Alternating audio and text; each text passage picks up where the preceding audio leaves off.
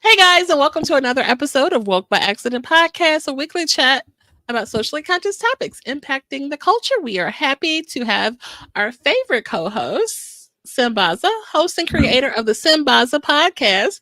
He is a two-time nominee for Best African Diasporan Podcast by the APBA, and he is from the Republic of Kenya. He also has been a presenter at the Afros and Audio Podcast Festival discussing Pan Africanism. He also will be an ambassador for the 2022 Afros Audio Podcast Festival. Welcome, Sambaza. Welcome, Jen. I think it's 2024, What did I say? 2022. My Roll it bad. back, roll it back, roll it back. All right. Well, You'll be- hey, I'm doing okay, Jen. Thank you so much. Another week. Hey, I'm happy to have the guest today. She is a really, really cool person. So, here we go. yes, for sure. Definitely excited about to bring you another episode. We appreciate you guys for being taking part in the content with our collaboration. Be sure to check out the Sambaza podcast and Woke by Accident prior episodes. We're just enthralled that you guys have been tuning in with our lives. So, we really excited to get into today's topic. We're definitely want to get into a topic about mental health awareness with our fabulous next guest that will be on with us. So, Sabaz, any thoughts before we introduce our guests? I think this will be a great show. Like I said, I'm really stoked to have the guest here, and she is really an awesome person, very bubbly, and I draw inspiration from her because she gives you the energy whenever you meet her. She'll give you enough energy to get you, like if you're down, she'll get you up there and make you feel awesome. For sure, for Yeah. sure. I appreciate you sharing those words. And so, our next guest is a self proclaimed mental health advocate, content creator, and the host and creator of the Talk Ish with P podcast, Miss Paula Sima Mulamula.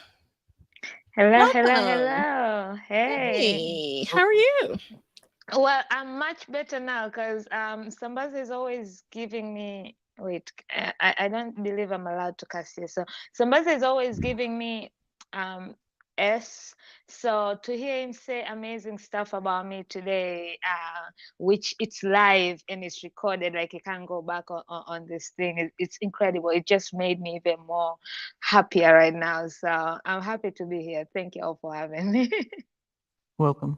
For sure. And Sabasa, did you tell her she couldn't curse? No. No, Okay. no, I wasn't sure because when you mentioned my show, you didn't say the word, so I figured it was a no cussing Oh, okay. show. So It's not. I didn't wanna disrespect just your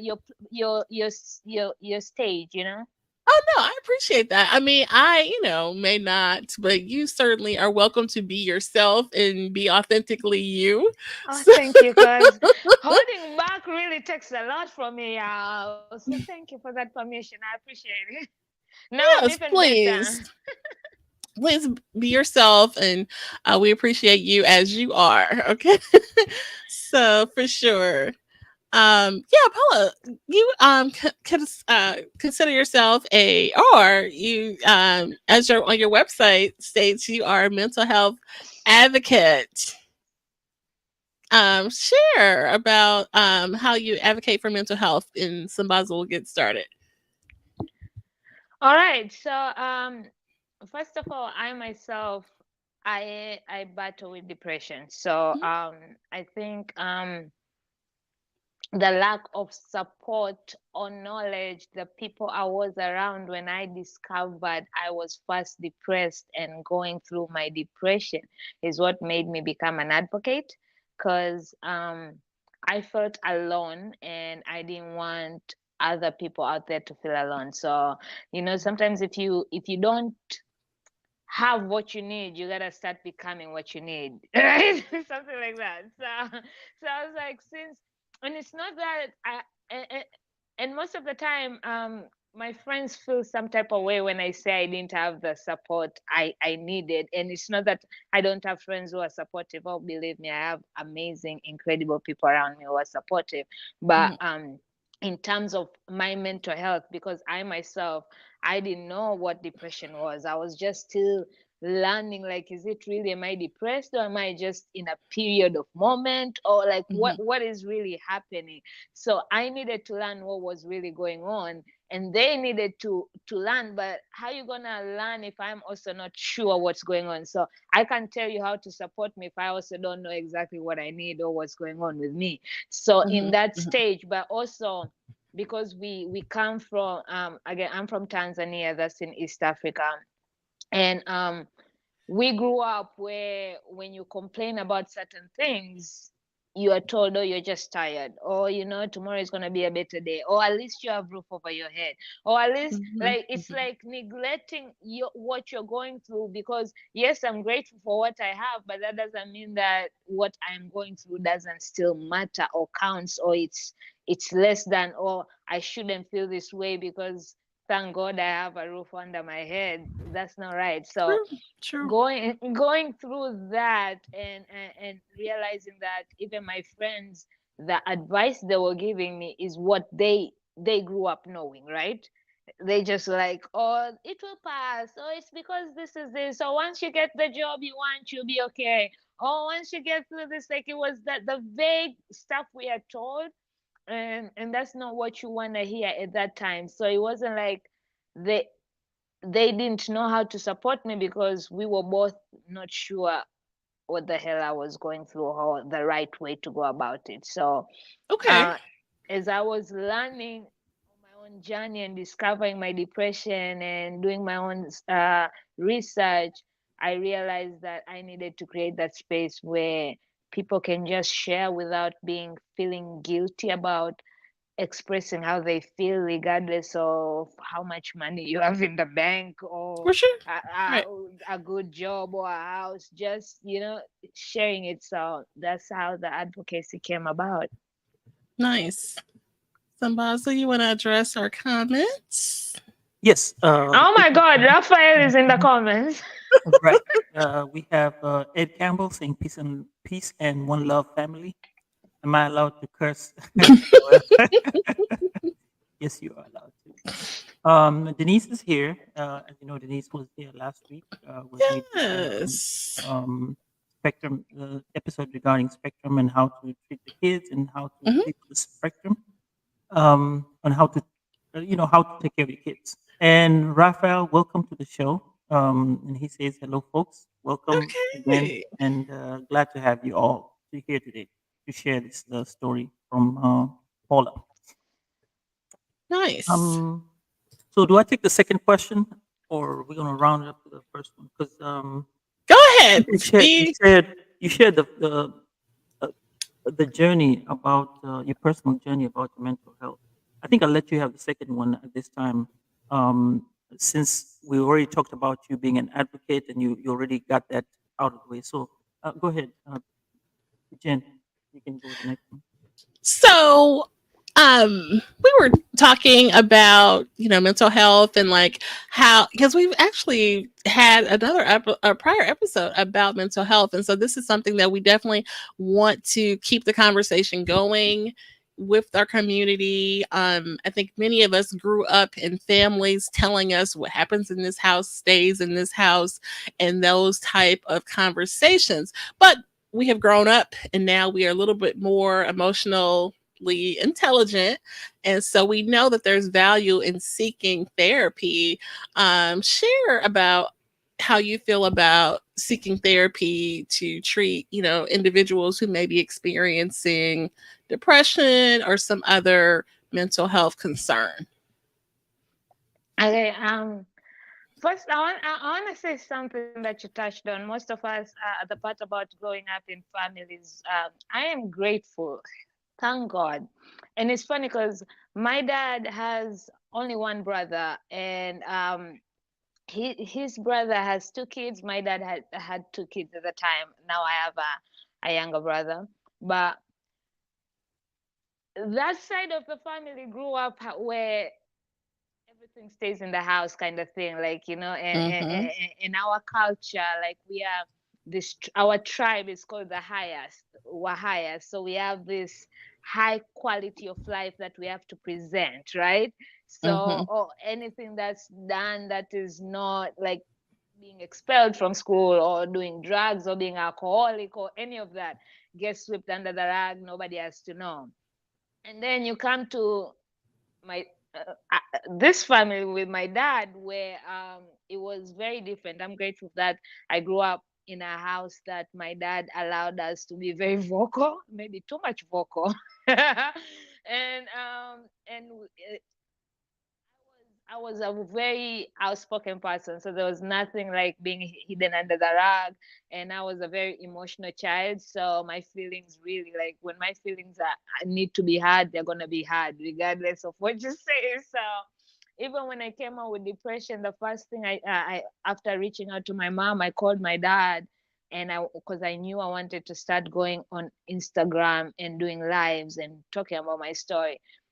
But also, I was also a government child, and our last name back home had, it was involved in the government, so there's certain things as well you have to be very careful when you come online and share, because it can get used. But my dad was still like, do what you gotta do. If you need to share it to the world, and share your story, that's what's gonna heal you, do it. So I'm grateful for that. But as far as therapy goes, I am a big 100% therapy supporter. Like, and I was having this conversation with my ex, and I literally had to convince him to go to therapy, and he finally had a breakthrough, and he was very excited. But I tell people, even like when you're dating and you feel like you're gonna get married, you should do couples therapy. Like, I'm a firm believer in therapy, because people assume that you need to go there once you're already broken, but it's also not. You don't need to be broken to go there. You sometimes it's allowing yourself to open the path, because we don't know, we are all broken, but we also don't know how much we're broken. And certain times we get in the way of ourselves, and that's how we cause our mental health, like our anxieties, our depression. Sometimes we are the cause of that, because of being on staying in our own way, right? All these being in our mind, and believing certain things that we don't, and that's from trauma, right? That's from either childhood trauma or teenage trauma, or if you went to boarding school, some of us have boarding school traumas. So that's traumas, and sometimes you get triggered in the wrong time and space, and until you deal with that, you're always gonna be on your own way, because there's certain things you'll be like, I can do this because of this, but that's a belief you have had in your head because of the trauma. So having a counselor, whether it's a first of all, I don't think you should have a coach unless you have gone to therapy, because a coach can help you to certain level. Therapy is all different things, and I know we these days everybody is a coach. There's so many coaches over there. Nothing against the coaches; they're very important as well in your journey. But therapy is very different, and I think most of us need therapy. Like, whether you think you do need therapy or not, most of us we need therapy. Maybe that's the reason the world will be better if we all did take therapy. But then I have different opinions on medicine, because I have had a different reaction. My body gets addicted to medicines real quick, like to certain stuff. That's why I try to avoid certain things. And when I was living in UK, I'm much better now, but I really had big sleeping issues. And I remember, shout out to Raphael, one time he even asked me, he was like, do you even sleep? Like, when you even if you really watch me, you wonder, like, what time does this person sleep? Because I'm constantly awake. So I started taking sleeping pills, and I feel like I was abusing them, because I was relying on them. Because anytime I wanted to sleep, I was popping a sleeping pill. I wasn't even trying to give myself to figure out if I can do it by myself without the sleeping pills. So I got addicted to the extent they stopped working. I drink a lot of Red Bull. They don't help me, they don't give me energy, they don't do anything because they've been so used to my body. I drink them for the taste. I really crave the taste of Red Bull, and that's why I drink them. So that's why I'm against medicine. And I've also seen people where they over rely on medicine, like once they get off their ADHD or their Mhm. anxiety medicine, they can't Mhm. function without it, right? So I never want to be to that extent where even therapy, there's some people who literally can't make decisions without calling their therapy or discussing it to their therapy. So I think there's that line where you need to know, like, okay, therapy or medicine shouldn't be your babysitter. It's supposed to help Okay. you, but it shouldn't be like I can't function without them. But I've seen it far less with therapy, and I've seen therapy work more compared to medicine because there's some people stay on medicine for 5 6 years, and Mhm. then it's a process to get out of it again. So I will always recommend therapy if therapy doesn't work for you. And the thing is, people give up on therapy so quick because they try one therapist, he didn't work out, and they're done. But therapy Mhm. is like dating. Like if you've ever done online dating or anything, or even in business, right? Like right now we are podcasters, we look for sponsorships. We're not going to accept any sponsorship that comes to us if it doesn't align with your brand or anything. Even though you want the money or you want sponsorships, you're not going to take it. You're not going to run ads that you don't agree with or stand by just because to run ads, right? You shop around. So therapy is the same. You have to shop around until you find the one that you can understand. Of course, if you're a black person and then you go to a white therapist, there's certain issues they're not going to understand, right? Yes. So, but then if you go there and then you say, "Oh, I'm done with therapy, it didn't work for me," but when you look at it like you are setting yourself for failure. Like I'm a black person, of course I'm gonna go to a black person. I'm gonna if I'm not religious, I'm not gonna look for a religious therapy because they're gonna be preaching me in Bible ways or in ways that I won't understand because I'm not religious. If I'm spiritual, I'm gonna look for a spiritual therapist. If so, it's all about shopping and finding the right person. It's gonna take a while, but once you find the right therapist, I am a big firm believer in therapy. Nice. Nice. Agreed. And Okay. Sambaza?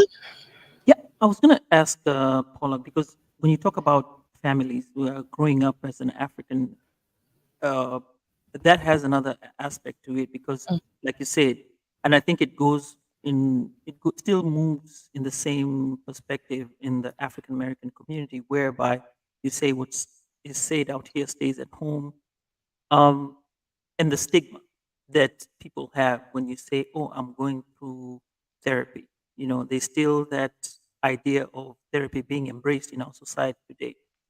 Um, Even how? sorry, 1 minute. Even when you Mhm. hear couples saying, "Oh, we are going to couples therapy," they start like, "What's wrong with y'all? Are y'all breaking up?" Like, why does it have to be a negative going to count? We can be our best version, but because we want to keep being better, why not?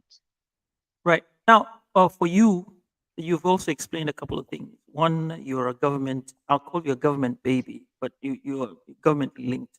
And then there's also the part that you did go to boarding school.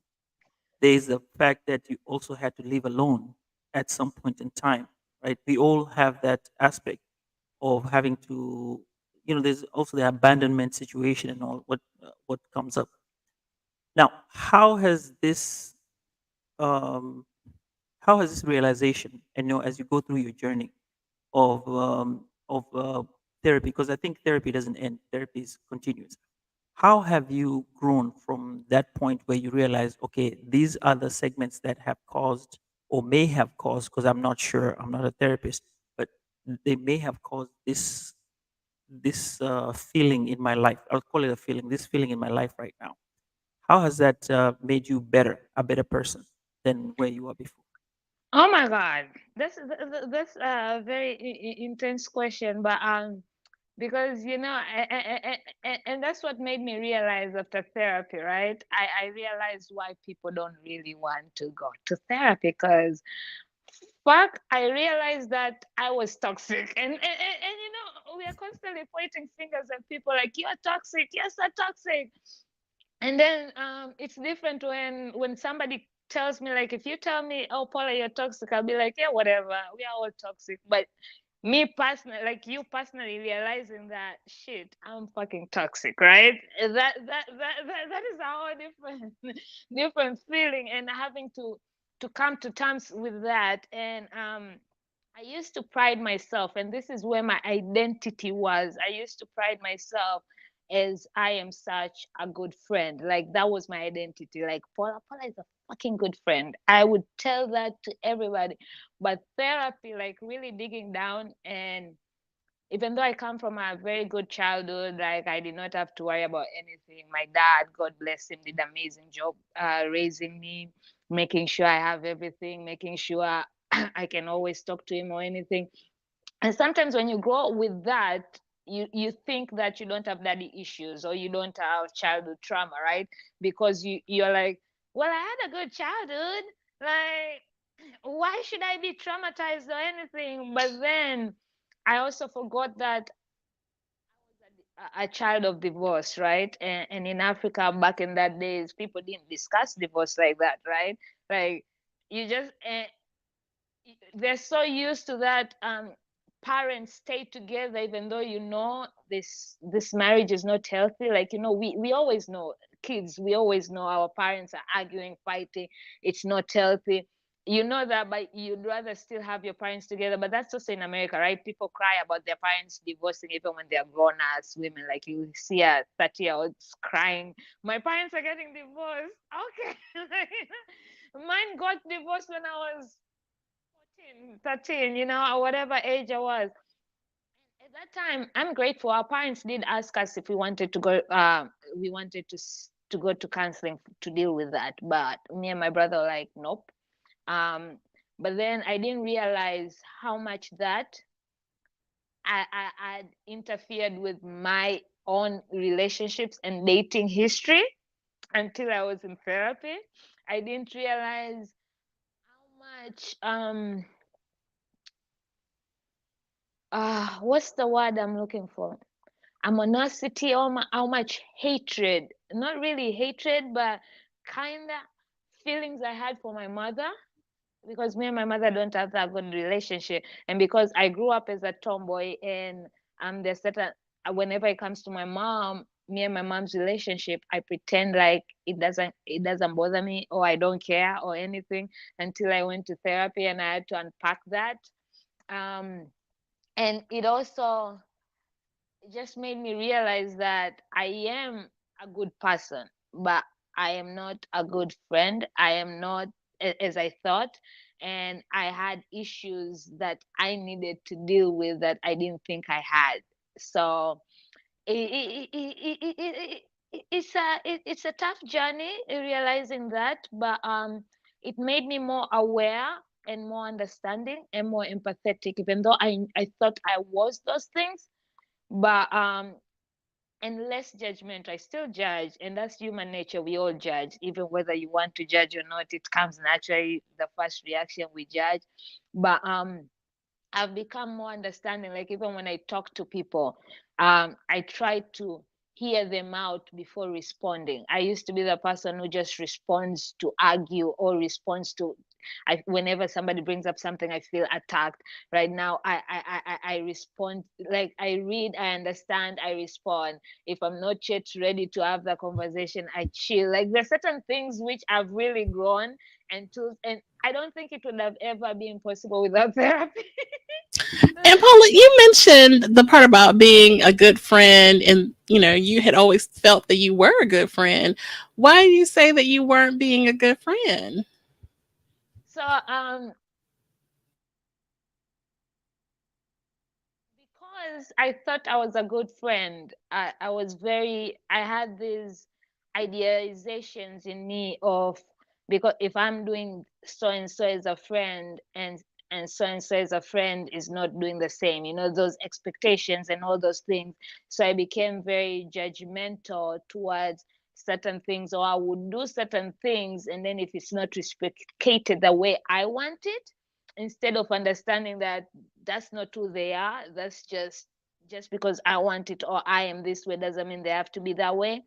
So I just realized that I was holding friends in a standard, and I was holding certain things against them that weren't their fault necessarily, because that's not who they are. So just because I expect it doesn't mean that. And at that time, I was I also realized that I had too much expectation on my friends, which meant if they didn't meet that expectation, my care towards them becomes lesser. It doesn't mean it stops, it just becomes lesser. I cross them out in a way that wasn't so friendly. So that's why I said I'm a good person, but I wasn't a better friend. I needed to do a better job at being a better friend instead of putting my expectations to them and just allowing them to be who they are and me choosing either I accept that or I don't, if that makes sense. Yes, thank you for sharing that. Sambaza, you want to touch on some of the comments that we Oh, have? yeah. Appreciate you guys. Yeah. So Ralph is of the White Label I mean, we know, American Ralph, you didn't podcast. have to say that. We knew your picture over there says it, but okay, go on. So he says this is his channel, and he'd like to introduce us to the White Label American podcast. You guys should go listen to this podcast. It's a very good podcast. He also talks about boarding schools. Oh, he agreed. Sorry, we missed that part. We agree 100% about couple therapy. We have to go before marriage. Now, boarding schools, yes, get so many people traumatized. That's the first beginning. That's the beginning of first denial for many of us. And I think, Jen, we have gone through boarding school, and that's the reason why we kind of agree to this. It's a thing in Even Africa. We you? have to go to boarding. Yeah, I did go to boarding school. I didn't know that. It's a And standard. and that's the thing. What you are there, you really don't realize how traumatizing it is because you feel like you're having fun, or you're just in that moment, and then once you leave and really dig in, you're like, yo, that was traumatizing. Like Right. certain Yeah. things. There were certain things that happened there that were really traumatizing. And Denise is right. Well, Ralph said told you Red Bull is no medicine. Or Denise is right. There's a lot of processes. There's a lot to process when you are unpacking all these feelings and memories. It is scary. Yes, I agree with you. That's and I think this was in response to your last question. Said great question, and Ralph said, "Well, this is not my channel, bro." Well, hey, good questions. We ask you to be interactive, so we can actually also ask some questions too. We can ask the our guest here, Paula. So go ahead, Paula. I think I have a question next. I'm going to ask regarding regarding this. Um, what do you think are the biggest misconceptions people have about mental health, and how do you work to address it? Now, we've already talked about the misconceptions in an African perspective. Now, there's a general where everybody has this misconception, and how are we going to be able to address it going forward? The biggest one, and which I hate because I was constantly told, is you are always happy and smiling. How the hell can you be depressed? Like, boy, I am tired of that misconception. And I always say this. I mean, look at Avicii, look at Robbie Williams, look at most of the people who have committed suicide. They were rich, they had money, right? Because sometimes they say, oh, if you just had money, your problems will be gone. They had money, they still killed, they committed suicide. They were constantly showing up on social media, and I think also this, the conception of, oh, because I posted on social media I should be okay, right? Like, bruh, I could be in my bed under the sheets in the darkest moment, and maybe I'm posting a good memory because I'm reflecting like, oh my god, I wish I could be back at this time where I was happy, right? So I'm sharing that to the world. Or just me being on social media is one of my therapy while right now I'm down. And most of us assume whenever we are posting things, it's what we are doing right there. Some of my pictures that I post on social media are pictures I took last month, 2 months ago, and I post them now. So content, right? When you always have to collect content and you use it when you use it. Because sometimes I can be in my house for a month, I haven't gone out, but because anytime I go out, I create as much content in case I don't go out again for a whole month so that I can have. So this notion of, oh, because they was on social media, or because they are happy or they look happy, they must be okay, is a lie. And I feel like also the question like, are you okay? I really hate that question because of course people are gonna say, yeah, I'm good, I'm okay. Uh, I feel like people need to have more deeper conversations with people. I read people and I can tell when people are not really feeling well or when they kinda are not okay. Because I read social media, like I have this thing where I read more than what it's supposed to be. I'm an overthinker. I'm a Cancer. It's a whole problem over there. So there's certain things to me I notice because I'm that way, but not everybody has that. So I think we should be more aware on our friends or on the people around us and stop asking, are you okay? If you ask, are you okay? Everybody's gonna say, yes, I'm okay. Oh no, I'm not okay. They like have tell people to tell you how they're doing or what's going on in their life and then read through the lines of how they respond to that question. So I think we need to do more of checking in on people.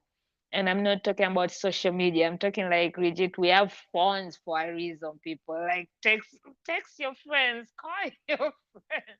It's like these days, oh, because Jen posted on social media, oh, she did a live, so I know she's okay. I don't need to call her. She's good. Like, come on.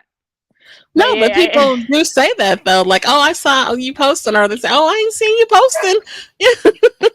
and that's the thing. They forget that also on social media we have all these tools. Certain posts are scheduled, right? The some people schedule their posts. So you might think just because it shows I posted 10 minutes ago, that shit was scheduled for a whole week. Like I have post scheduled for a whole week doesn't mean that's how I am right now. So I think we need to slow down. We live in this world where constantly moving and we think we are so busy that picking up a phone to call somebody is we don't have that time in our or we have to schedule it and we shouldn't be living a life like that. Like we need to slow down. True, true, true. But that's my And biggest misconception. What about y'all? I want to hear from y'all. What would you say one of the mental health misconceptions you guys have come across? I think you touched on it. Part where they say you're okay. Um, that really, when you're being asked, are you okay? But I'm going to be on the fence on this one because at what point are you being intrusive, and at what point are you giving the other person privacy? Yet, because it's a point where some people are when they're backing off from you, you kind of feel like that's who they are, and then that's what they give you, and you're not sure whether you can cross that line where I'm going to be now asking you the questions: Are you okay? Are you okay? And I think there's where the fine line lies, to where we're not sure. So if Paula, you are a very private person from the get go, and you don't talk, I mean, I can call you, and you'll be so like you're matter of fact on your call, right? You're not the person I want to call every other time. And I guess when you post on social media and say, "Hey, I'm okay," I'll be like, "Yeah, she's okay," because she's posting on social media. But if I call you and we have these great conversations all the time, I feel like you've let me into your world, and you can have this moment, these moments together at that point. So I can pick up the phone and call you. It doesn't matter. But then also, if you're a person who backs off all the time, I'll be like, hey, I can't do it. And one thing about mental health, it's really, really dicey. I think people need to watch this movie. I'd recommend anyone who's watching this live or listening, The Maid. It's a Netflix movie. It'll kind of give you an understanding of how mental health is on a person and how it can affect you. Just by you being there, um, it goes through an experience of somebody on how they go about their life and how mental health affects them. So that's my take. on the misconceptions. And I hear that, and Hmm. and that part of backing away, right?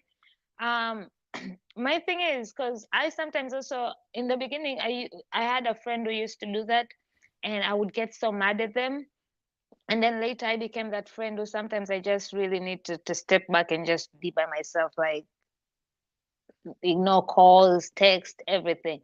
But then I realized that when I do that, I also allow I let my people know that yo, I'm taking like I'm gonna be away for a few minutes. I reach out when I'm ready. Like don't bother me, don't call me.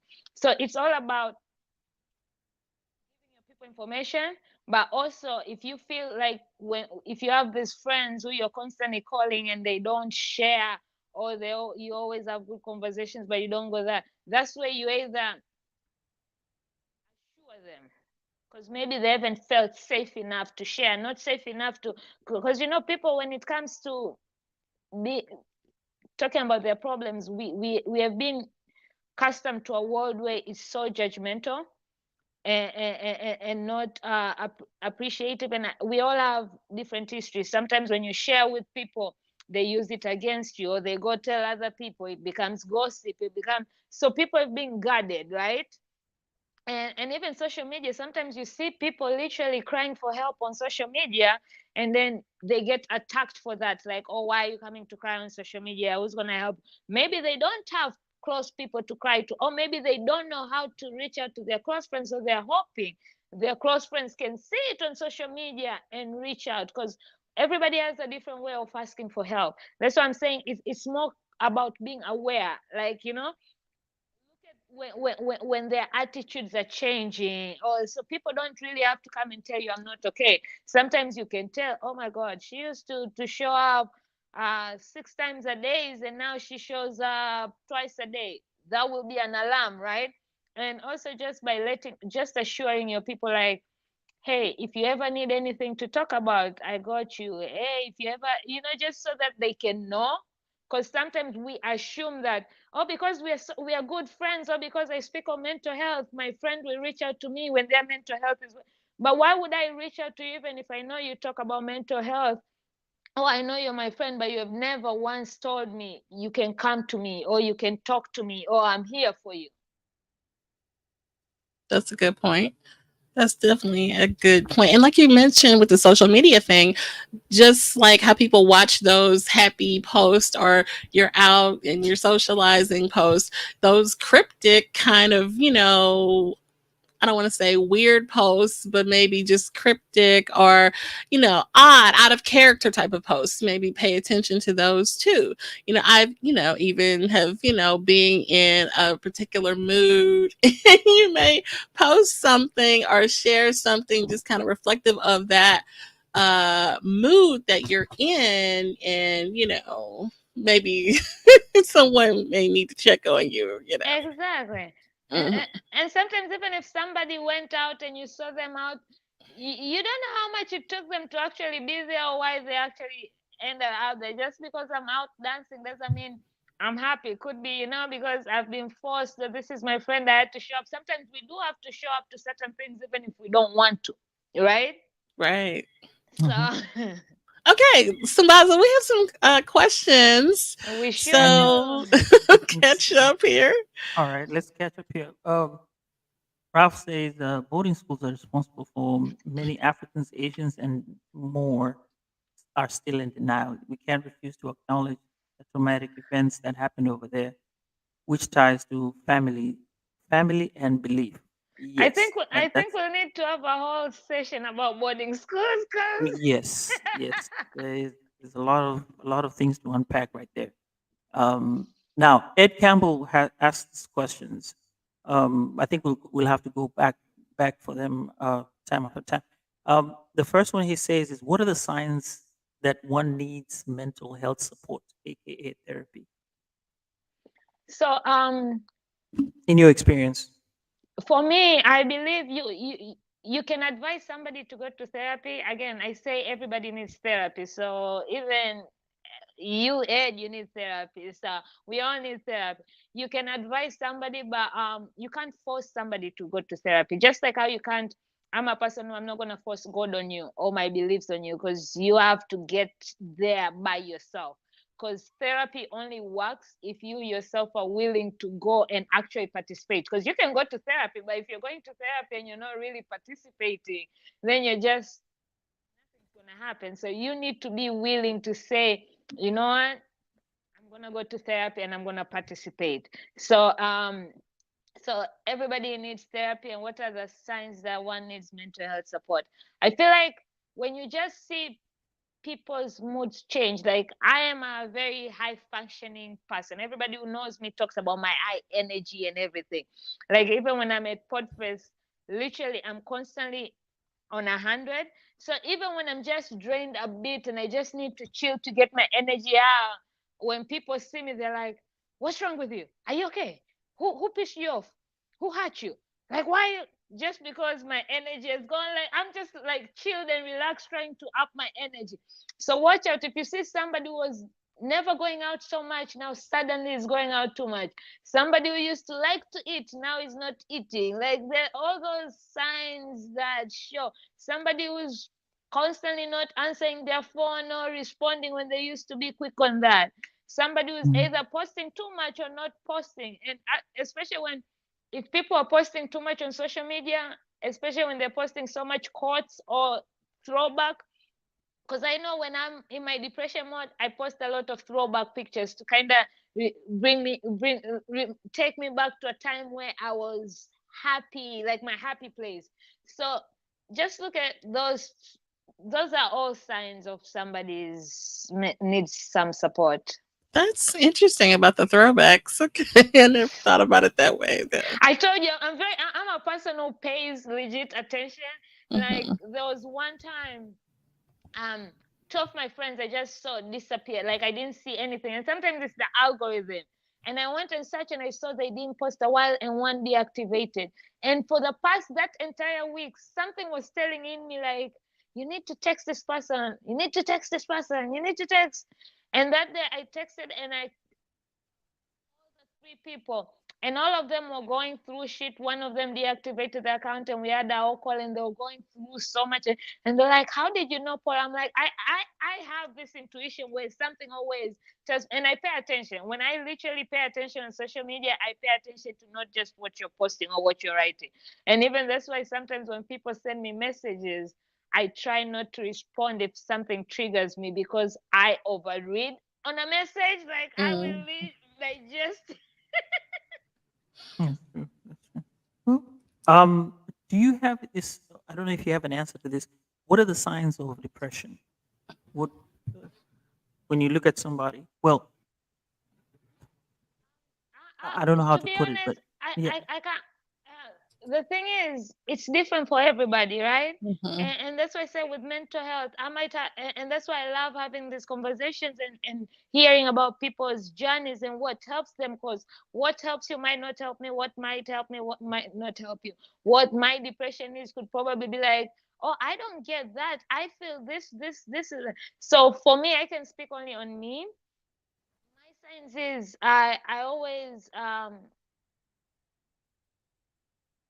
Go feel back. darkness.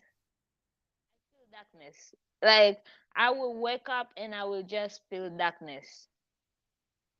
And when I feel that, I will just want to stay in my bed. I won't want to be on my phone, do anything. So for me, it starts with just darkness. And I even spoke about this in my latest episode.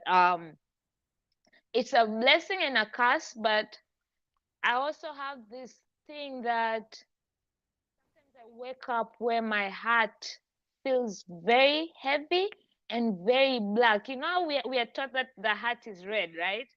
But and we are taught that black is darkness. Black is everything bad, right?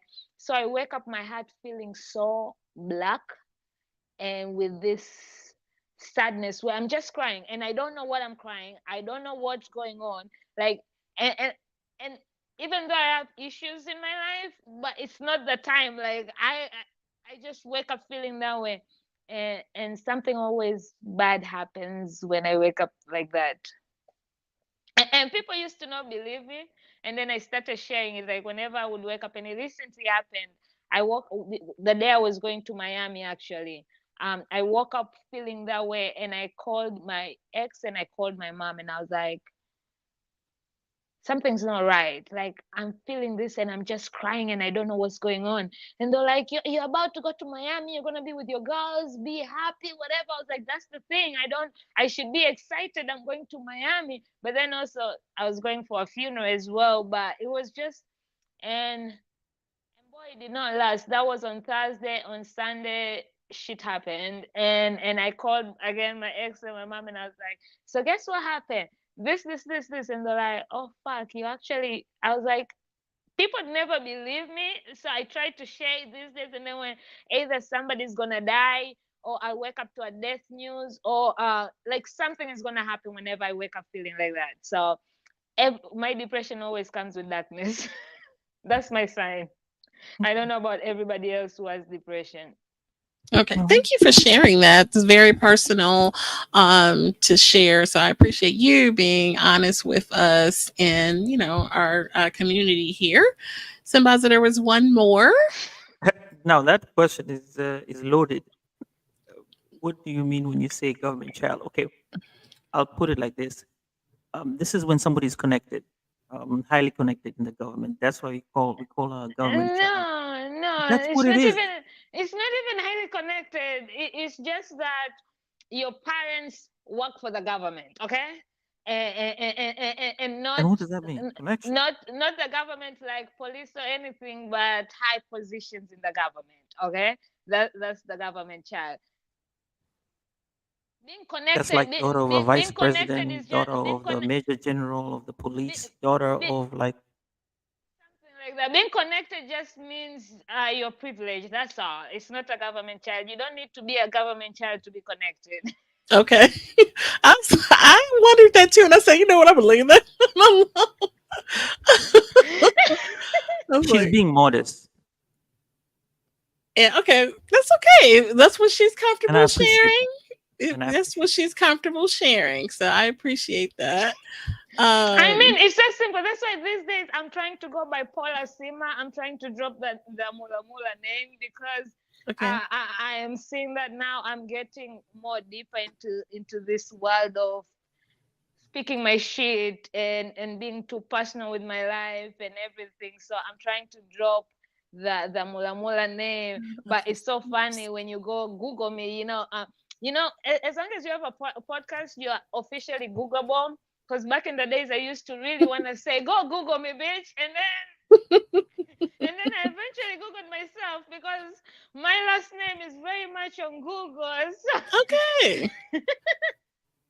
So I think Ralph summed it well. Government child equals to child or senior civil servant in So in Paul's case. Paula's case, what is Not him putting Paula on blast in the comments. Okay. That's Thanks, Ralph. Ralph. Thank you. Thank you, dictionary. I don't think we'll be buying this dictionary. Oh boy. Okay. So let's see. We talked. Oh, okay. I think it's back on me. So we talked about, how you are a great proponent of therapy and, medication you feel, should be as needed and not necessarily a requirement and things like that. Why is it so important to you to raise awareness for mental health, having these conversations? It's a theme on your podcast. It's something that you basically carry, throughout this podcast community. So why is that so important? A sense of belonging, right? Growing up, I was a tomboy. Now imagine being a tomboy in Africa, right? In Tanzania. So I used to have so many friends who were guy friends. My grandmother Reggie told my dad is gonna get pregnant before she's 21 because the idea of a girl hanging out with boys means she's gonna get pregnant. Like you can't just. So I think she lost that bet because I'm gonna be 35 and I'm not no child yet. So I think I did well, maybe too well in that case. But I used to be a tomboy, and then I'm a short girl. I'm loud. I have short hair. What is this going on? Sorry, sorry. So I'm very opinionated and not caring so much. So I never felt I belong anywhere, right? When I went to the hot girl session, I was not a hot girl. I never saw myself as a hot girl because most of them were either thin and tall, and they did their hair and makeup. I've always liked shortcut. I don't do makeup. I didn't feel like I could fit in. So everywhere I've never felt like I belonged. And that's why until today my dad is like, this was when I was graduating. I was like, if I ever throw you a graduation party, I don't know what hall I will get because I know so many people. I had to befriend everybody. Like I have friends who are in their 50s, 40s, 30s, 20s. I have friends in every corner because I never knew where I belong. So I talk to everybody that way. I can always have people to go to. So when I started my depression and finding and feeling this way, that that sense came back again, like, oh my god, now if I come out and share that I'm depressed, because when if you have mental health, you look like you're crazy, right? Oh, you're crazy. Mental health used to seem like, cuckoo crazy. So I was like, oh my god, where am I gonna belong now? And when I decided to start the Life with Paula movement, and I started speaking up, um, I created a WhatsApp group because I didn't want to be alone, right? And then all these friends of mine started joining. And then I found out one of my favorite cousin, and she talks to me about everything. I found out, and this is the other thing, because again, her family, she's part of that, my dad's side of the family, where they hide things under the rug. You don't talk about them. But I found out she had tried to kill herself, and she failed. They caught her too early, and she started doing therapy and everything, and that was so painful to me, because before that as well I found out she got raped. So that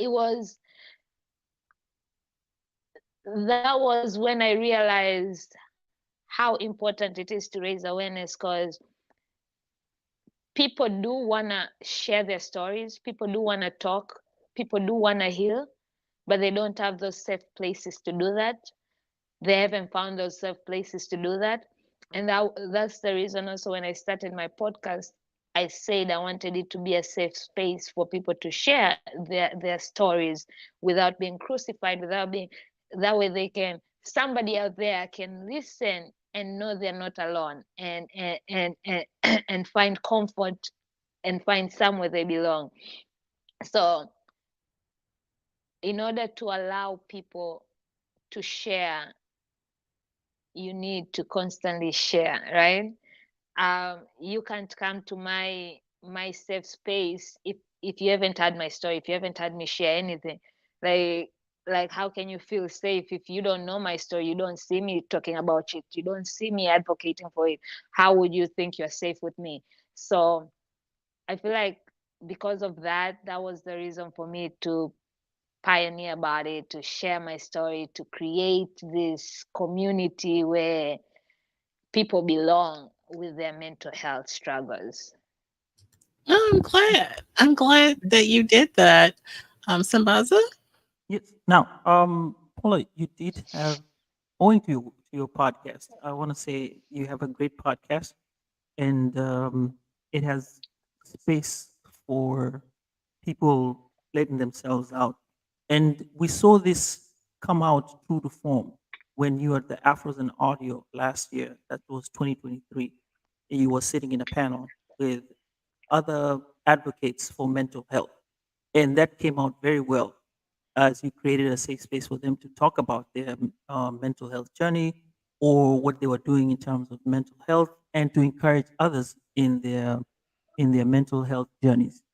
Now, with that in mind, can you share with us the importance of support systems for individuals living with mental health and their challenges? Um, If you can discuss the role of the family, friends, and mental health professions in providing that support as well. oh my God, very important. I feel like us as human beings, we always crave support regardless of what we're doing, right? Like, Mhm. look at us with our podcasting, how we are constantly complaining about lack of support, especially from our friends and family. But with mental health, there's nothing as important as support. And I tell people a lot. I used to judge people who would contemplate suicide, right? Until I came to that place where I contemplated suicide. And I tell people I understand why certain people end up doing it, because I am grateful I have the support I have with my dad and my family and friends. Like, I know even if I didn't have family or friends or anything, like, I know me killing myself will kill my dad. That man loves me so much and has created every space for me to be able to go to him with anything, regardless of whatever, for me to actually kill myself before going to him. So that will kill him, because I know that will make him feel like he has failed me. So knowing that I haven't committed suicide, but that doesn't mean there haven't been times where I've contemplated it. So those people who don't have that support when they're contemplating suicide, they don't have that feeling like, oh, my dad's gonna miss me, or I'm gonna make this person feel this way, right? Because they don't have that support. So support is really important, and that's why even right now, when I started knowing I was dealing with mental health, I knew I couldn't do it by myself. That's why I started Life with Paula. That's why I created community, because I knew I needed people. They needed me. We needed each other, and we helped each other, and we grew each other. And even when I started my podcast, every community that I've joined, I've made sure to show up as me and to share my story that way, and I think when most of us, when we join communities, right, we just join and we say we are part of community, but we don't get intentional with getting to know the members of community. So you can belong to a community, but in order for people to be a support to you, you need to intentionally know people and show up. So I show up, I intentionally know people, and anytime I'm dealing with my mental health, it's those groups. And sometimes they're not legit mental health support. Like, I have empowered some members from Empowered Podcasting Group. I have some members from Podmatch. Like, Alex would literally send me voicemails on Facebook praying for me. And it will be on a day where I really needed that prayer. And he just would say, I woke up today and God told me to pray for you. And again, this is how people are aware, because he watches my pages, and he can tell when I'm not okay or when I'm not. He sends me prayer. I have the community connect people. Most of them are in Canada. I have all these communities that I've joined. Podfest itself, Afros, they're specific people who have intentionally gotten to know where I share, and they come through for me on days when I'm really low and I really need that. And God knows, if I didn't have these communities, the support of these communities, I don't know. I don't know, to be honest. So communities and support from communities are very important, but you also have to be intentional with getting to know the members, and also showing up as yourself. Nobody can support you if they don't know what you're going through. Just like me, I say, how is somebody going to offer me a job if I'm not constantly shouting, I need a job, I'm jobless, right? It's not like somebody's just going to say, hey, there's a job here for you. No, you gotta tell people. How am I gonna make money or get deals if I'm not constantly saying I'm broke, I need money, I need to make money, right? Because sometimes people are like, Paula, you have to stop saying you're broke. I'm like, no, I'm not gonna say I'm not gonna stop saying I'm broke. I'm gonna keep saying I'm broke so more opportunities can come, so that I don't keep being broke. Like, that's my motto. But so if you join these communities, you have to tell people what you're struggling with, who you Mhm. are, let people know so they can know how to support you.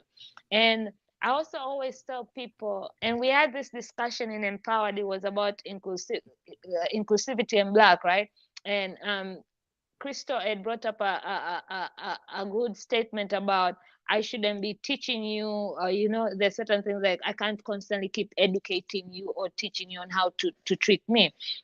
So just like how um when we hear our friend has cancer or something, we Google for the information of that cancer, right? We sometimes go look, find support groups, we go to learn how to support our friends who have those diseases. So with mental health, just do that as a friend or as a family. If that person hasn't told you how they want you to support them, because maybe they don't know and they're still figuring it out, you can Google. If I tell you I'm depressed, you can go to Google and Google about depression, what not, what to expect, the signs, so you can watch out. You can find me support groups and be like, hey, instead of this Sunday us going to brunch, let's go check out this support group, right? So then Okay. you know Right. Right. you, the thing is, we always feel like we always have to go to brunch or anything or all this stuff, but there are other ways we can spend time while also connecting and pouring onto each other. So go to each other's support groups as family or friend. Sometimes me myself, sometimes I don't know how to be supported, and literally last month, oh, was it 2 months ago? I was really exhausted and I wrote on Facebook. I was emotionally drained and I was literally checking out. My friends called me and they're like, how can we support you? And that's the best way to ask somebody, because sometimes we assume this is how somebody wants to be supported, but the best way you can support is just ask them, how do I support you? And if they are close to you, go and just sit with them. Sometimes, you don't have to plan something, just show up at their house and sit with them, bring them food because probably they're not eating. You can Uber Mm, Dash or Door Dash or delivery for them. You don't need to be there. So all these signs they'll tell you, and just show support. Send a card, send a note, write a lovely text message, or send memes because they're gonna need to laugh. Memes really help. I mean, right now right. with the Kendrick and the Drake battle going on, if your friend is dealing with mental health, send her the memes of Kendrick and Drake right now. Trust me, she's going to be appreciative. Sometimes it's the little things, because we overthink on ways like, oh my God, she has depression. How do I show her? But it's really the little things. People just want to know that you care and you are there for them. And that's it. I love that. Sambaza, you want to take on some of the comments? Sure. We'll Here's some comments go. here. Tiffany Bird says Tiffany Bird Bhakti says mental well-being is important and necessary. Amen. People judge others' situation because they are on the outside looking in. We need to provide grace to all, even those who don't understand. Everyone's struggle is different. True. And Ed Campbell says, check on your strong friends, the ones who are always happy and of everyone. Mm, Taking care taking care. Everyone they have a lot they are dealing with also, but often hide their feelings or hoard their feelings. Sorry, instead mm-hmm. of hold, but often hold their feelings. And that's so Um. true. To add on the ed thing, Mhm, because I smile a lot, even when I'm sad. Like I will just smile. Like, I can't help it. I'm always smiling, and I think because I went to hospitality school and we were taught to constantly be smiling, even when we're angry at a customer. So and one thing I realized, right? I smile because I'm dealing with my darkness inside, right? If I have an angry face, it's gonna kill my entire mood and I'm gonna be angry. And I don't want that. So smiling is me trying to find the little positive out there. So that's why I will be out and I will smile. That way somebody else can smile to me. And when a stranger smiles at you because they see a smile, it warms up your heart for some reason. So I'm always saying mhm. that I send out positivity because I have so much darkness that I need positivity back to clean out my darkness. True. Now, Paula, I have one question that I want to throw in here, And I think this will tie back to Ed Campbell's first question: when do you know that you need therapy? We've had conversations with other individuals, and we've talked about, when you try and support somebody, and every time they're constantly going through that depression, and they're telling you what they feel, and you're there to sit and understand them. Now I'm the other person on the other side, and you keep telling me all these problems that you're having and how you feel. It does become emotionally draining, and also at some point then you feel like you have to run away from this person or not pick up their calls, because when they call you, like, oh, they're going to talk to me about how they feel, and they feel bad, and it turns out that it you definitely know where the story is going. Now, is that the point where you want to tell the person, hey, I think you need to seek professional help, because at this point I may be a friend, I may be helping you, but you're also killing me, you know Okay. I tell that to my friends all the time, and because I'm such a good listener, and again, this is a blessing in a chaos. A lot of people tell me that I'm so easy to talk to, that they open up about a lot of things, and then I end up kind of becoming their therapist without therapist. And I've told even my friends these days, like, if you're gonna keep me on the phone for more than 1 hour, you're gonna have to start paying me, because I ain't your therapist. Like, I'm sorry, like, but also, even my ex, who literally, whenever I would tell him like, you need therapy, he'll be like, why should I go to therapy? You're my therapist. I'm like, fuck no, I'm not your fucking therapist. I'm not here to listen to your problems 24/7, especially when they're around. And I am big. I am very big on boundaries. Boundaries is part of your mental health. So I have learned to put boundaries with every fucking person in my life, including my dad. Sometimes I look at my dad and I'm like, "You're about to stress me right now. I ain't answering that call." And I literally like, "Right, yeah, I'm sorry, dad." Shout out to boundaries. I like that. But because I've had friends who and I hate when I will listen to your shit unless you're willing to work on it. And the first time, yes. The second time, yes. If it's constant, bitch, either go work on it or don't tell me about it, because I am tired. It's okay to tell them. And even me and my friends these days, we give each other trigger warnings, right? If I just we just don't call it unless I really need to speak to you right now, then I will call you abruptly. But if it's something I really need to unpack, I text you.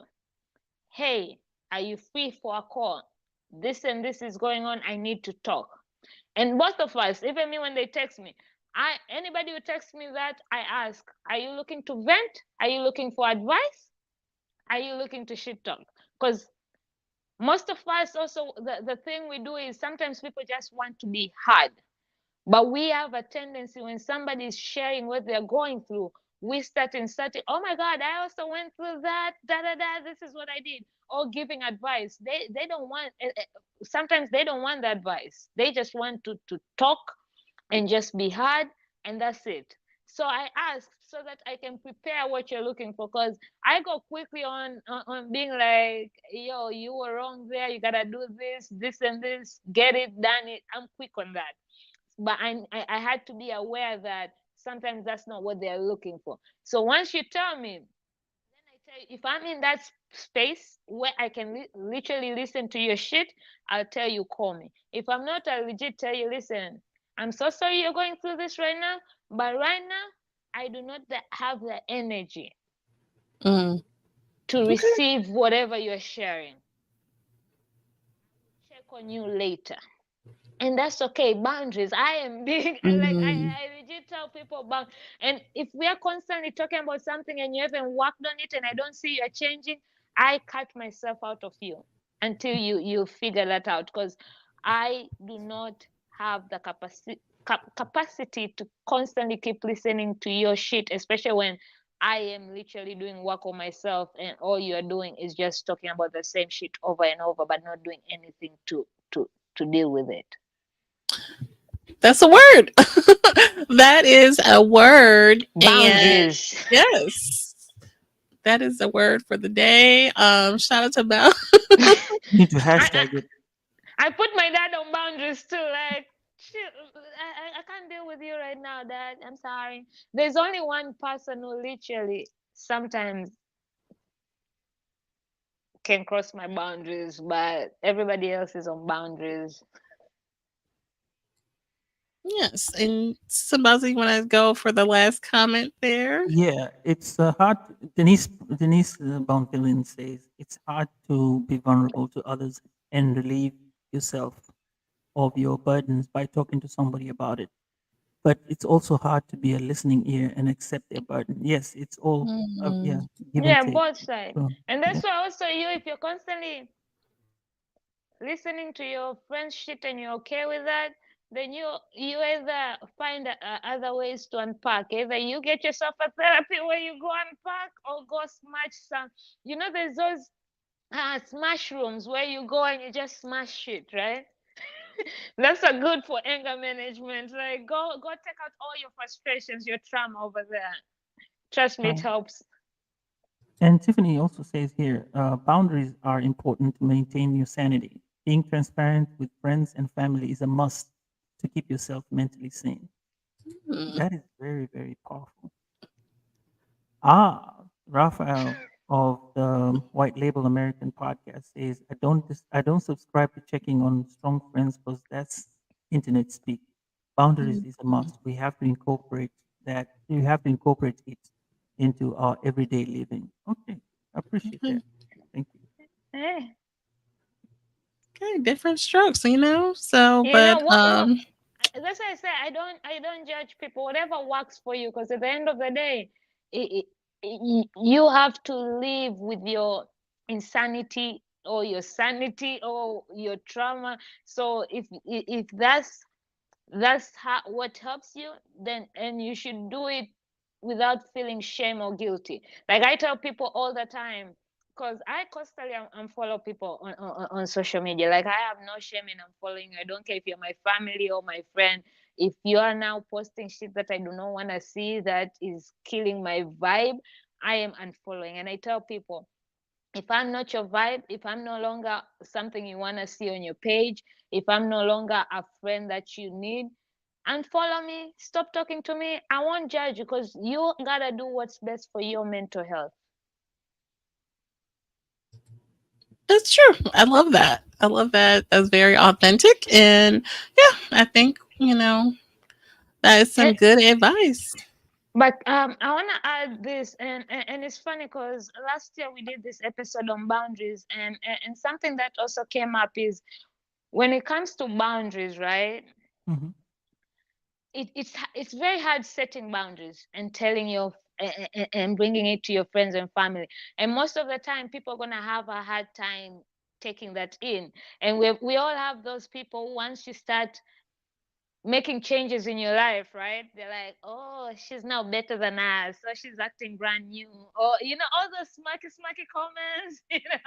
So when you start keeping those boundaries, people are gonna take it how they are, and we as people setting those boundaries have to understand that not everybody's gonna accept that, or take it as how we accept it, and that's okay, because sometimes we assume just because I created this boundary, Jen, you're supposed to accept it, which also ends up bringing a big, like, so I have to be in the head that Jen might not like it, but I'm open to having a conversation. And the person who's receiving the boundaries to also be like, this is not about me. I should, if I'm that concerned, maybe have a conversation so we can come to a compromise, or just don't fuck with each other. So it's all Okay. on how you deliver and how the other person also accepts it. Okay. Some buzzer comments here. Yeah, we do have comments coming in. Tiffany Bird Bati says kudos to Paula for being true to you and providing a space and a safe space for others. Raphael also says most of us weren't taught about setting boundaries until we became adults. So it feels going against Yeah. default programming sometimes. Always Mm. remember that you are reprogramming your system into what works for you.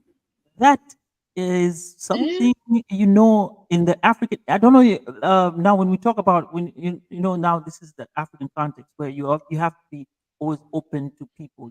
Bringing people. You can't back off. You have to be hospitable. I don't know, Jen. We are Do we used to being welcoming. Karibu, karibu, right, karibu, karibu. And then right, we, right, we, we don't know how Okay. to talk. exactly. It is very rude to chase people away. I think even me growing up, it's very rude Mhm. to chase people away. So now that's where the boundaries, you're not able to set up your boundaries correctly. Mm. I don't know, Jen, do And you have anything to share on your perspective on that? No, I follow, I definitely follow that and I support that. So, no, please share, Paula. I think you had a thought. no, I was just saying, we Ralph, what he said is true because, um, even me coming from, I'll say half African because my household was not totally African, but I still had family members and everything who were very, very, very African. Um, we weren't taught about boundaries, but again, I did have a very too open relationship with my dad. Like there was no hiding, no nothing. Like legit, I can say that's my man. Like we talk about everything. But it took me, and I didn't know anything about keeping boundaries because I was the person who was literally breaking everybody's boundaries. I did not know anything about boundaries, and but it took me actually doing the work, going to therapy, and having learning and learning some shit, and having to grow and dig deep and work on all that shit to realize how much boundaries is important. And it actually also was because of my ex. We were going through such a weird phase in our life when I actually started going to therapy because of him. And then he is also my one of my best friends. So we were going through a breakup, but we also wanted to stay friends, and we had to, but we would always kind of cross the line in between because we didn't know how to be each other's friends without bringing up our own personal shit that we were dealing with the breakup. So we had to learn how to put boundaries like, nope, you no longer have access to this side of my life. You only have access to this side. So it took a while. It took a while. I'm still learning. And the thing people forget about mental health, right? Even when I have all these tools and I'm constantly learning, my depression won't go away. It will always be with me. I'm just learning how to work with it and and make it work for me. So, but when you go to therapy, you realize that you're constantly gonna have to be working on yourself because we're constantly growing, right? There's always going to be new things, just like our podcast. Every day there are new things that we're implementing and learning, and we're like, oh my god, this is exhausting, what more is coming? So just like us as people, we are constantly growing and growing, and we're going to change and learn, and sometimes you think you are really healed, and then a little trigger or a little memory, it takes you all the way back, and you're like back to square one. So it's a process.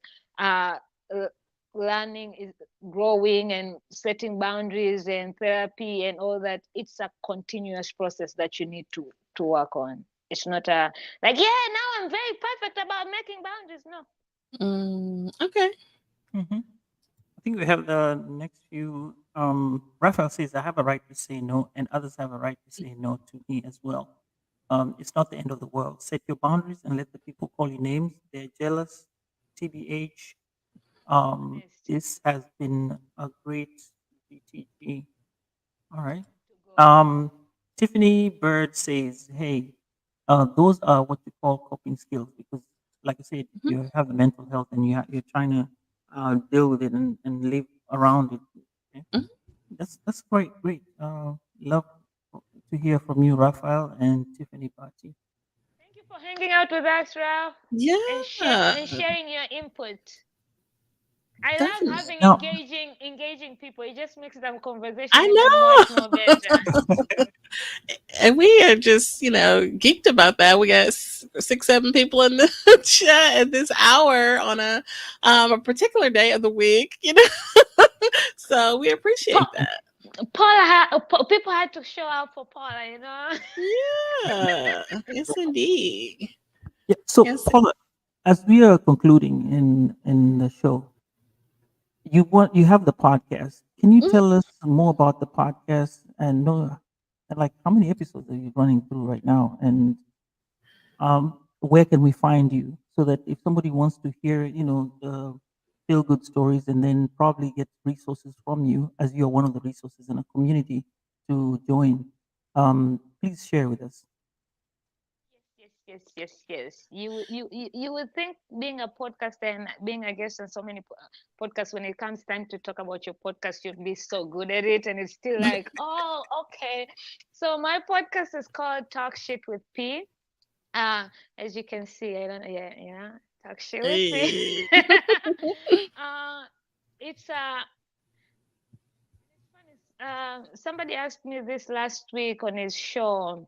Uh, do I call my podcast a mental health podcast? Like, what category would I put it in? And if you'd have asked me this question in season 1 and 2, it was legit mental health, because season 1, 2, I think until 3 was stories on mental health, like getting through cancer, Black Lives Matter, COVID. And I had my dad come in and share about being a girl dad. I had my mom for Mother's Day. I had my sister share about postpartum. She had a COVID baby. I had my brother who was a recovering drug addict, came and shared his story. So it was really mental health stories, and how they go through it and everything. And then come 2022, when I went to Podfest, we rebranded. Shout out to Travis Brown, who helped me rebrand and gave me that idea. And we niched down because mental health was so broad, and I was getting exhausted because there's so many stories, right? And I just didn't feel like I had a theme, because my stories were from cancer to this to this. So I realized, because I love the creative world and I'm taking it serious, because when you start your podcast, you're never sure about what you're doing. So you don't want to really invest as much until you know if you really enjoy doing it and want to do it. So at that time, I was like, oh my God, I love podcasting. This is the world I want to be in. I'm happy here. So I rebranded and I niched down to where now Talk Shit with P became a safe space for creatives to come share their creative journeys and their mental health struggle. And the reason to that is, um, no offense to anybody else, we all deal with mental health. But when you're creative, and whether you're building your brand or building your business, or you're an artist, whatever creative world you're in, it's a lonely world. Especially when you have friends and family who don't understand. That's why I think we rely so much on the online community, because we Yeah. have people from all over the world who understand the lingo we are talking, and they don't care that we are constantly talking about it. Like, sometimes when I sit with my friends, they're like, can you shut up about your podcast? But all I want to talk about is my podcast and my podcasting friends. So it was so to I wanted the creatives who are dealing also with their mental health. I want them to share their journeys with their creative world, and also share their mental health struggles and what tools or techniques they're using to get through, and how we can support each other. Because, as I said, what you are doing might not work for me, or I might not even know, and then you will share, and I'll be like, oh shit, I've never tried that or heard about that. Let me go try. It might work, it might not. But also to give the creatives their flowers, because there's this thing in our community, in our real life communities, where people don't acknowledge you until maybe you're winning a Grammy, or they see you in front of Oprah, and now everybody knows you. Oh, I went to high school with Jen. Oh my God, Jen was my bestie. We did a sleepover, and now everybody wants to know you and give you the flowers. Like, have you noticed when people won't claim anybody, but watch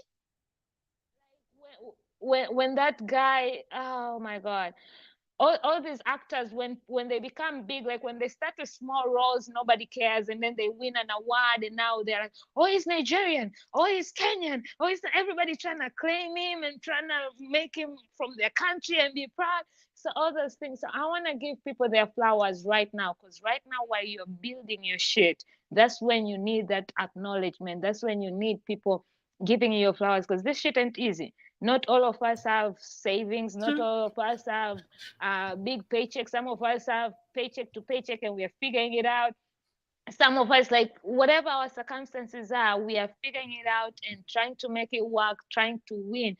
So that's when we want to be seen. That's when we want to be appreciated. That's when we want to be given our flowers so we can keep going. So that's what Talk Shit with P right now has become, where we acknowledge that, but also to encourage other creatives, because I know there's certain people out there who are chilling and thinking that, oh, I can start a podcast, or I can start my branding business or my consultation firm because I don't have the money or I don't have the tools. But so that when they hear these creative journeys, they can know the people you admire or the people you're watching doing it didn't start where they were. They started with this. It's a process, it's time, and you can also start wherever you are, as long as you're willing to put in the work. And so that's what Talk Shit with P is, and you can find it everywhere on every platform as a handle at Talk Shit with P, baby.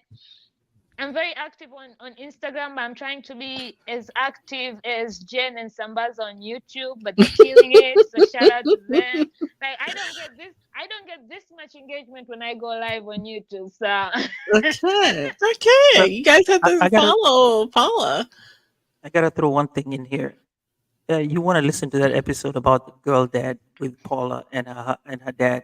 That was one of, in my opinion, that was one of the best shows that was ever posted on your podcast in that season. So, if you get a chance, guys, go and listen to that podcast. Very nice.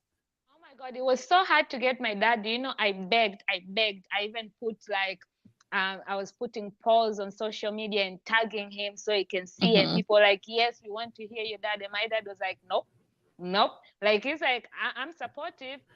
I'm all, and he listens to my episodes Okay. and everything. But I was like, nope, nope. Then I did, because Mother's Day is before Father's Day. Shout out to all the mothers. I know Mother's Day is this weekend, so shout out, happy Mother's Day to your amazing mothers out there.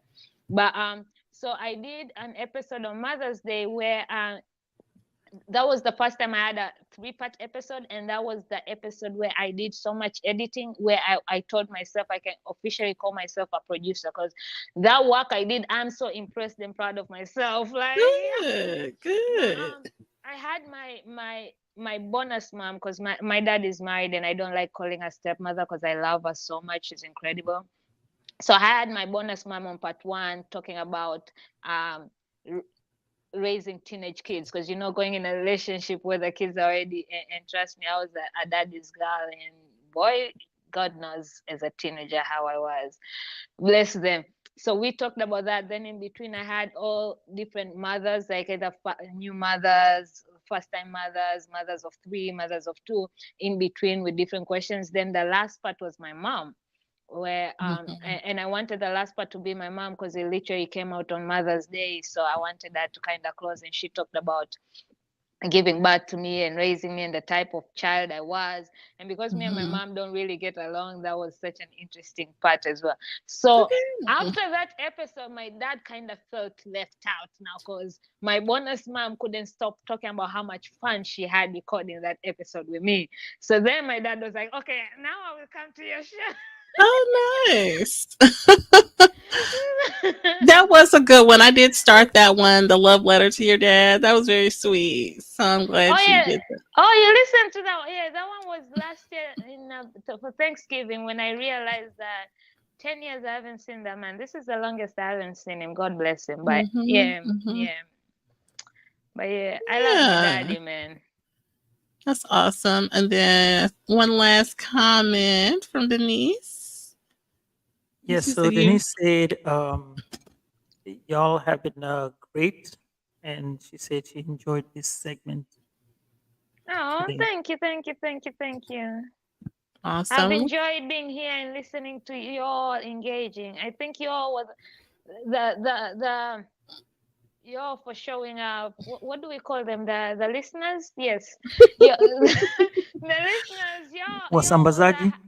wasambazaji. Okay. Oh no, how do we combine walk and sambazaji? Walk sambazaji. We need to come with a cute with a cute name. Yeah, we gotta work on that. Yeah. You gotta have a name for your fan base. Mine.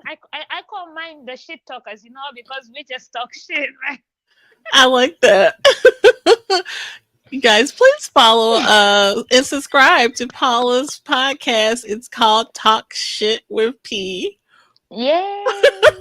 Look at Sambaza. He's like, oh, you said a bad word.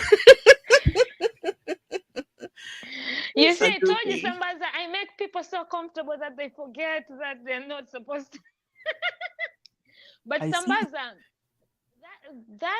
that color really goes with your logo. I want that shirt in that color. All right. Well, Like out of all the Sambaza shirts I've seen you wearing, like that has been Ah, my favorite. yeah, I thank like that color, the wine color. Yeah. thank you. But Definitely. Sambaza doesn't share he doesn't want me to do an unboxing. Every time I ask him for his merch, he doesn't want to give me. He has refused to give me a hat, he has refused to give me a shirt. Even Raphael sent me a mug and stickers. I'm working on that. I'm working on the merchandise this year. There's a lot of things He happening in the background. So he merch keeps is saying he's working on that, but he's constantly wearing his own merch. Like, that's the only merch I have. This is sample merch. Now, if you Look, say yes, you like this, then I hey, want the sample. I want the sample merch. look, all right, shout out to cool. the sample merch, right? Sample Yeah, merch. you guys use too, right? Yes, shout out to the sample merch. Okay. But yeah, so we will definitely have those links posted for all of Paula's content. She has some great content on IG. You guys do collaboration on IG.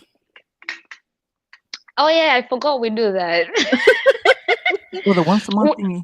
Yeah, we call it the pod chat. So join us on our pod chat. It's the last Saturday of every month. Hmm. So and we go on at 8 p.m. Eastern, I believe, right? 8 p.m. Yes, Eastern. 7 cents, And we talk 7 we cents. talk about different topics. Last month Sambaza picked the topics. I guess this month is my chance to. But yeah, we decide on a topic and we go IG live for 1 hour and talk some shit.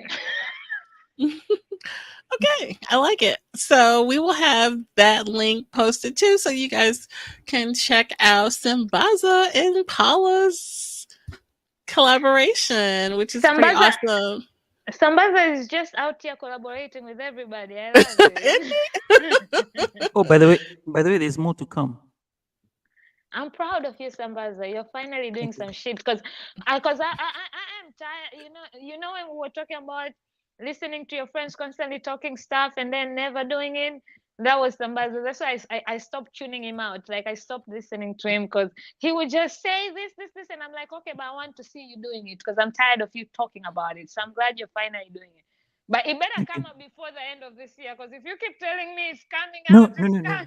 coming. Um, I think Paula, you've seen. Did I tell you guys about the APVA right now? They're gonna well, something is What is happening with the APVA?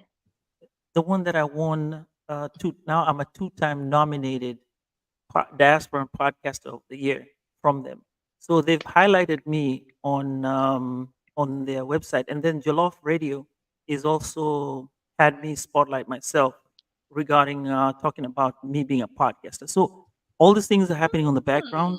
Hmm. Nice. This year, I'm trying to connect with Africa, and also once I'm done with that, I think I'm gonna now also focus on Afros and audio. So a lot of this is changing now to Afros and audio. We're going to be collaborating.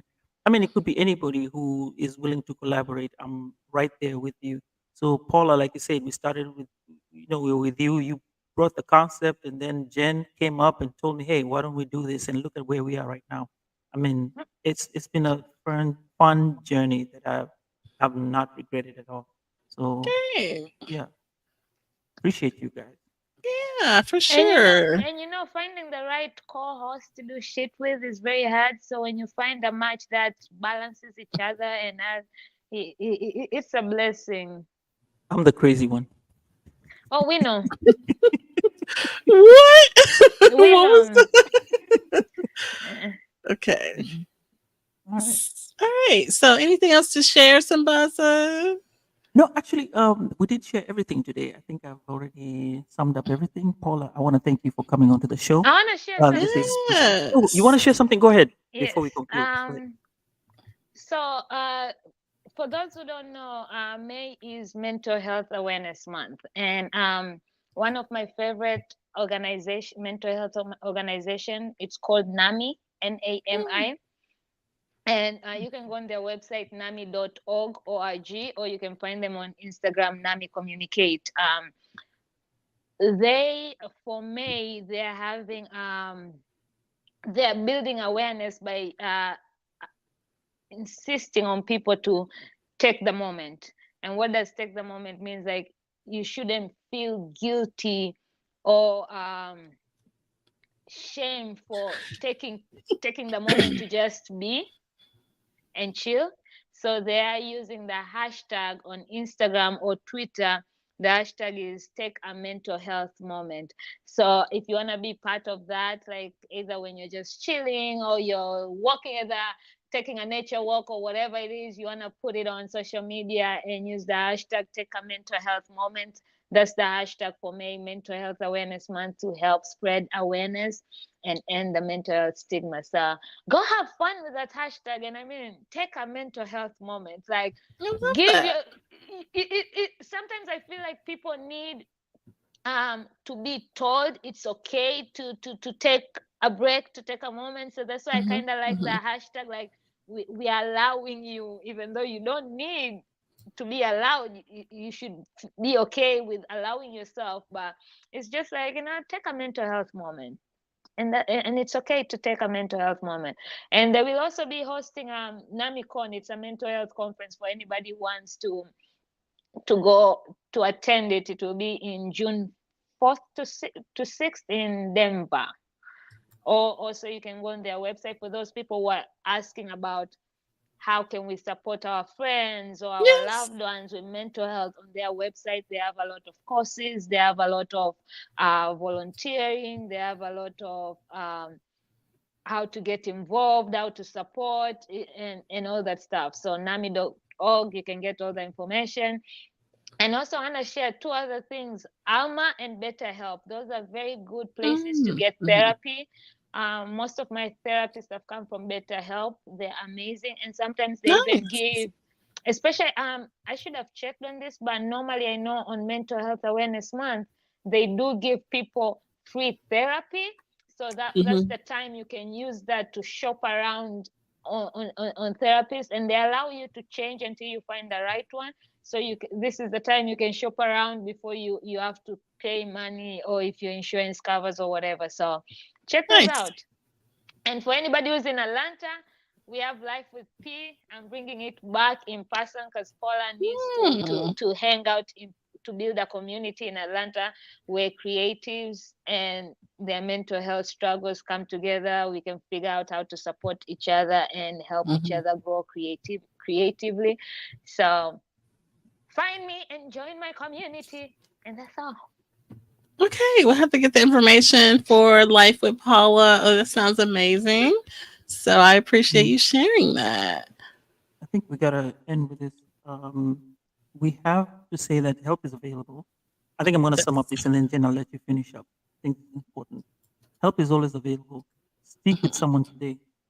There is a 988 suicide and crisis lifeline. It's hours at 24. It's 24 hours and it's available for anyone. And it's in English and Spanish. You just have to dial 988 or SMS 988. They also have a chat and they also have an official website that you can go online and talk about stuff. Um, One last thing is connect with people you trust. Reach out, contact a loved one, express your feelings, and check in. Those are the four most important things that you might want to try to do first. But not try to do first, but whichever one you need to go to, choose which is suitable for you. And take action. That's the most important thing. Take action for yourself. Amen. Definitely. Well said. Okay. Well, again, thank you to Paula, and we will have additional content for you guys. 6 people still in the chat. We appreciate you guys so much. Heart is so full. I am just overjoyed. I appreciate it, guys. And take heed to those resources that Sambaza shared. That will also be in the show notes. Audio episode coming very soon. And with that, until Thank next you all time. so much for having me. Yes, please. Anytime. You're welcome here anytime, Miss Paula. Thank you, dear. And you guys take care.